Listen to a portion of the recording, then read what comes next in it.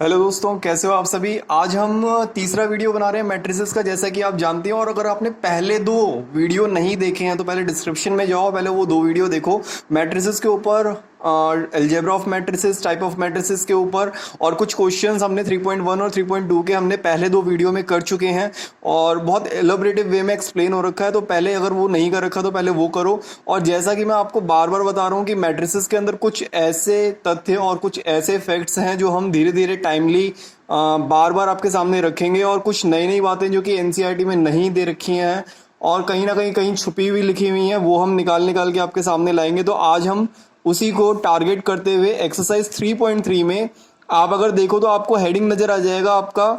जरा एक बार जल्दी से बुक खोल लो और साथ में इसके एक बार एनसीईआरटी में अगर आप देखो तो एक्सरसाइज 3.3 में आप ट्रांसपोज ऑफ मैट्रिक्स पढ़ने वाले हो आज। ठीक है, 3.2 तक हमारा हो चुका है, 3.3 के अंदर हम ट्रांसपोज ऑफ मैट्रिक्स पढ़ने वाले हैं। तो ट्रांसपोज ऑफ मैट्रिक्स एक्चुअली में होता क्या है?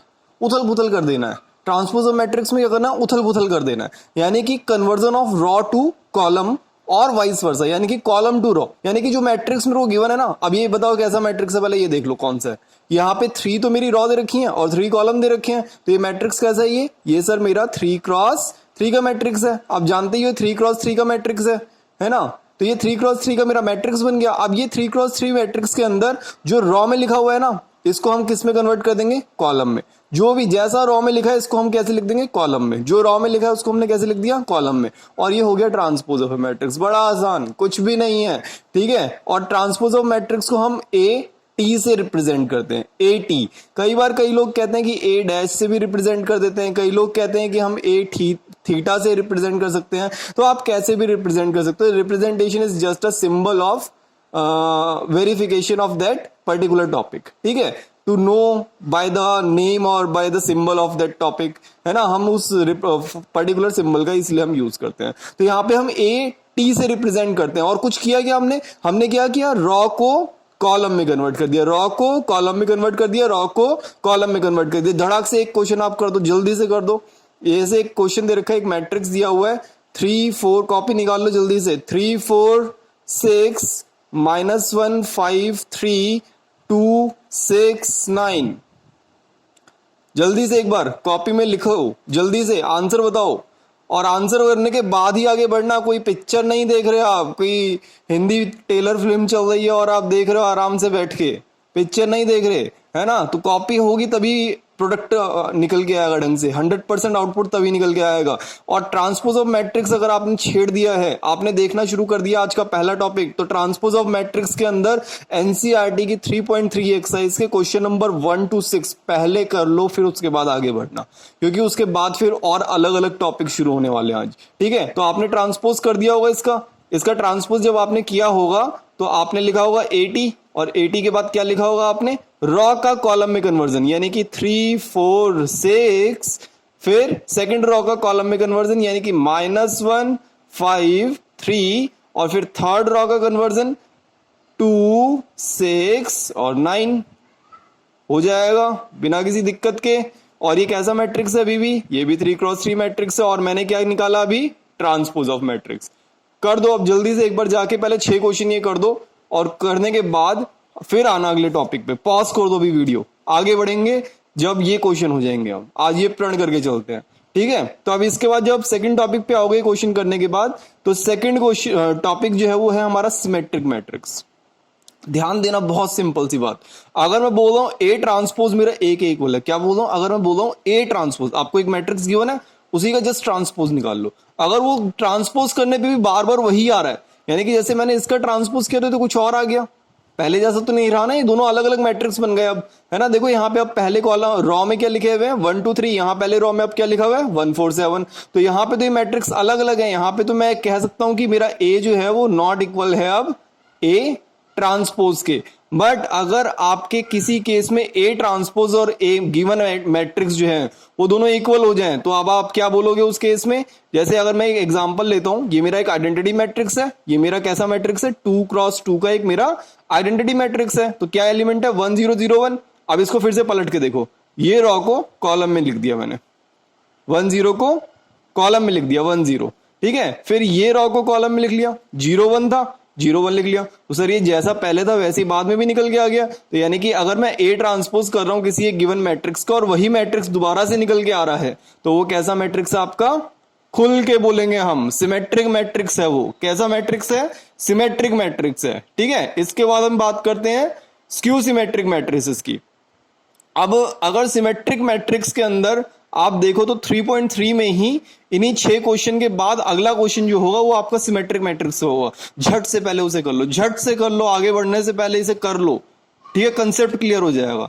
ठीक है, इसके बाद बढ़ते हैं हम स्क्यू सिमेट्रिक मैट्रिसेस पे। ठीक है, बार बार कहानी की तरह सुनोगे ना तो मजा नहीं आएगा। क्वेश्चन करते रहो, कॉपी खुली रहनी चाहिए। कॉपी जब तक खुली नहीं रहेगी, क्वेश्चन नहीं करते रहोगे तब तक पता नहीं लगेगा हो क्या रहा है। ठीक है, आंसर भी मैच कराते रहो पीछे से। आंसर मैच हो रहा है तो बहुत बढ़िया है। ठीक है, और डिस्क्रिप्शन में देखो पुराने वाले वीडियो के लिंक भी दे रखे हैं, और भी अपने भाइयों को भी सेंड करो ये वीडियो, उन्हें भी बताओ कि कुछ कुछ नई नई बातें सीखने को मिल रही हैं। ठीक है, हम मैट्रिसेस में ट्रांसपोज ऑफ मैट्रिसेस से एसोसिएटेड आज कुछ ऐसे मैट्रिसेस करेंगे जो एनसीईआरटी की बुक में नहीं पाओगे, पहले बता रहा हूँ। ठीक है, तो अगर नहीं पाओगे तो यही मिलेगा वो वीडियो के अंदर ही। ठीक है, तो थर्ड हमारा पॉइंट है स्क्यू सिमेट्रिक मैट्रिसेस। अभी स्क्यू सिमेट्रिक मैट्रिसेस क्या है? देखो अभी मैंने क्या बोला, अगर मेरा ए ट्रांसपोज ए के इक्वल है, यानी कि जो जैसा था वो वैसा ही है, तो मेरा कैसा मैट्रिक्स कहलाएगा? Symmetric matrices. स्क्यू का मतलब क्या है? स्क्यू का मतलब है कि वो मैट्रिसेस दिखने में तो सेम होगा बट वो नेगेटिव साइन के साथ अवेलेबल होगा। अब ठीक है, तो यानी कि अब मेरा एक मैट्रिसेस गिवन है 0 2, यानी कि अगर मैं गिवन मैट्रिसेस का ट्रांसपोज करता हूं तो वो अपना नेगेटिव साइन अगर कॉमन निकाल लें हम उसमें से तो वो एज इट इज आ जाएगा। ठीक है, अब कैसे इस बात को समझ के देखते हैं। पहले देखो, आपको पहले वाली बात को हटाते हैं यहां से। मेरे को एक मैट्रिसेस दे रखा है ए 0 2 3 -2 0 6 -3 -6 0। अब इसका ए ट्रांसपोज निकाल के देखते हैं। ए ट्रांसपोज क्या निकल के आ रहा है सर? एक बार ध्यान से देखना। रॉ का कॉलम में कन्वर्जन, तो रॉ का हमने क्या किया? कॉलम में कन्वर्जन कर दिया। तो क्या आया? 0 2 3 -2 0 6 -3 -6 और 0 आया, है ना। अब इस दोनों में क्या फर्क दिख रहा है कि अगर मैं इस पूरे मैट्रिसेस में से माइनस कॉमन ले लेता हूं। माइनस कैसे ले सकते हैं? जैसे मैंने आपको बताया था पिछली वाली क्लासेस में, जो आप पहले वाले वीडियो में एक बार डिस्क्रिप्शन में जाके देख सकते हो, कि अगर मैं किसी एक एलिमेंट को यहां से कॉमन निकालता हूं, ठीक है, तो वो सभी एलिमेंट्स में से कॉमन होगा। जैसे अगर मैं -1 इस पूरे में से कॉमन निकालता हूं तो यानी कि होगा क्या? मैं इन सब पे साइन चेंज करता चलूंगा।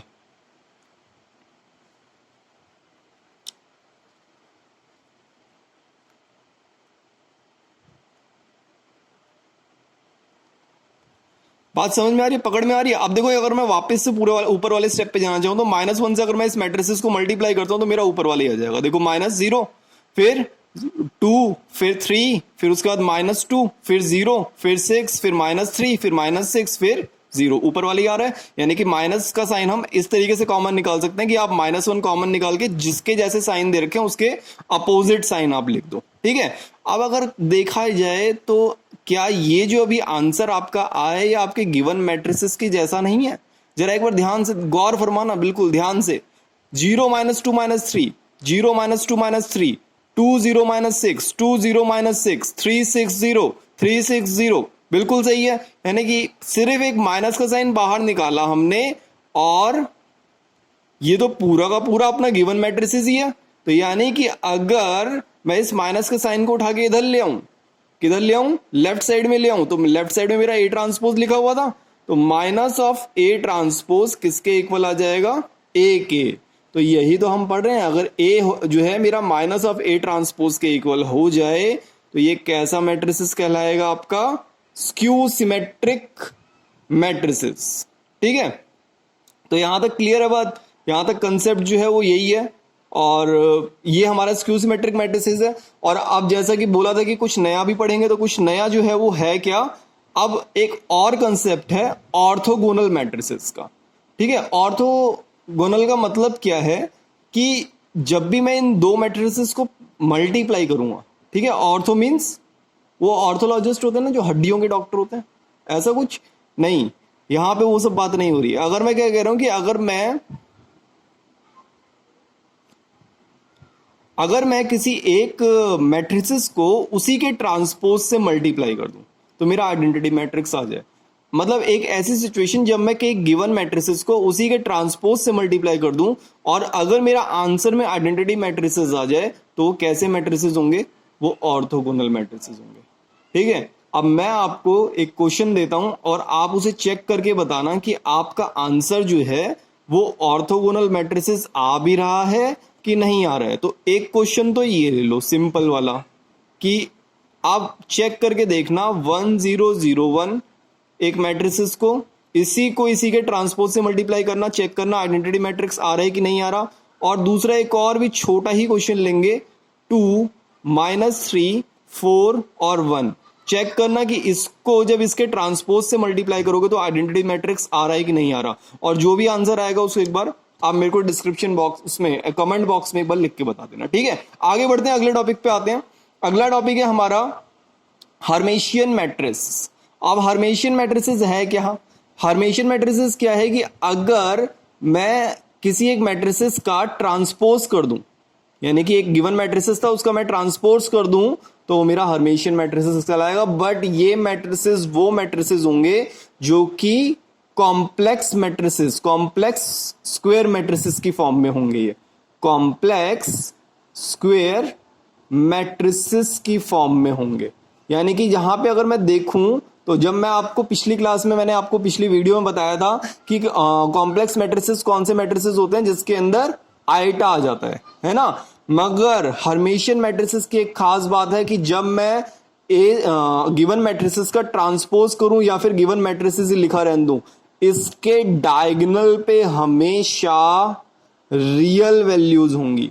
कोई भी आई वाला नंबर इसके डायगोनल पे नहीं होगा। यही एक खास बात है समझने की और ध्यान रखने की हर्मेशियन मैट्रिसेस में। हर्मेशियन मैट्रिसेस वो कॉम्प्लेक्स स्क्वायर मैट्रिसेस होता है। कॉम्प्लेक्स स्क्वायर क्यों बोला मैंने कि एक तो ये कॉम्प्लेक्स नंबर से बना हुआ है और ऊपर से ये स्क्वायर मैट्रिसेस है, यानी कि रो और कॉलम इक्वल है। तो हर्मेशियन मैट्रिसेस को बस झट से अगर आपको पहचानना तो क्या पहचानना है, कैसे पहचानना है कि इसके डायगोनल के अंदर ना, जैसे ही आप देखोगे इसके डायगोनल में आपको क्या दिखेगा कि इसके डायगोनल में सारे के सारे रियल वैल्यूज होंगी। बस झटाक से पता लग जाएगा कि आपका हर्मेशियन मैट्रिसेस है कि नहीं है। ठीक है, अभी स्क्यू हर्मेशियन मैट्रिसेस की बात कर लेते हैं। यहां पर ए जो है वो माइनस ऑफ ए ट्रांसपोज के इक्वल होगा such that the diagonal elements are purely imaginary और रियल। अब यहां पे इमेजिनरी और जीरो, सॉरी, यहां पे डायगोनल एलिमेंट्स या तो मेरे इमेजिनरी होंगे या फिर जीरो होंगे। तो आप वापस से चेक करके देखते हैं। देखो जैसा मैंने ऊपर पढ़ा वैसा ही नीचे है। बस स्क्यू सिमेट्रिक मैट्रिसेस में क्या है, स्क्यू हर्मेशियन मैट्रिसेस में क्या है कि ए जो है वो माइनस ऑफ ए ट्रांसपोज के इक्वल है। ठीक है, बट यहाँ पे एक खास बात इसको समझने की और इसको ध्यान रखने की क्या है कि जब भी आप इस टाइप के मैट्रिसेस देखेंगे तो ये भी मेरा स्क्वायर कॉम्प्लेक्स स्क्वायर मैट्रिसेस की तरह ही होगा। मगर इसमें एक अलग चीज क्या है कि यहां पर डायगोनल्स के अंदर या तो जीरो होगा या फिर कॉम्प्लेक्स इमेजिनरी नंबर होंगे।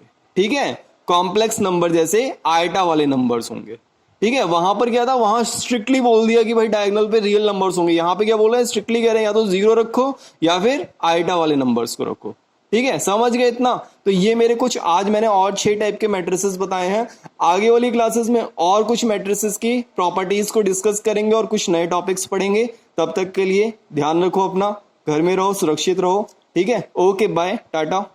और एक बात और कि आपको एक्सरसाइज 3.3 आप ट्राई कर लेनी है। ठीक है, ट्राई करो, जितना इस टाइम को यूटिलाइज कर सकते हो, अमृत है ये टाइम, जितना इस टाइम को यूटिलाइज कर सकते हो उतना इस टाइम को यूटिलाइज करो। पहले एग्जांपल्स किया करो, फिर उसके बाद एनसीईआरटी के अनसॉल्व क्वेश्चन किया करो, ताकि आपको थोड़ा एक फ्लो पता लगे, एक मजा आना शुरू हो जाए क्वेश्चंस करने में। ठीक है, और जो भी क्वेश्चन होते हैं वो हम डिस्कस करेंगे ग्रुप में। Okay, bye, Tata.